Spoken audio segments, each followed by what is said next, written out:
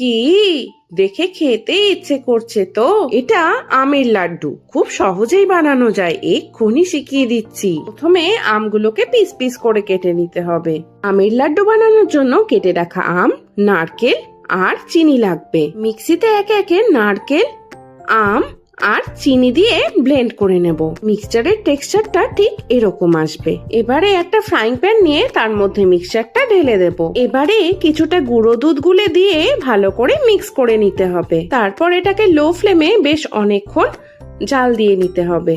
আর এটাকে ঠিক ততক্ষণ অবধি জাল দিতে হবে যতক্ষণ না শুকনো হয়ে একটা বাইন্ডিং চলে আসছে। আর এটাকে কিন্তু বারবার নাড়তে থাকতে হবে, নইলে কিন্তু পোড়া লেগে যেতে পারে। দেখো টেক্সচারটা ঠিক এরকম চলে আসলে নামিয়ে ঢেলে নিতে হবে। এবারে এটাকে লাড্ডুর মতো করে পাকিয়ে নিয়ে একটা ফেভারিট ড্রাই ফ্রুট গুজে দিলেই আমাদের আমের লাড্ডু রেডি। সাবস্ক্রাইব করে দিও।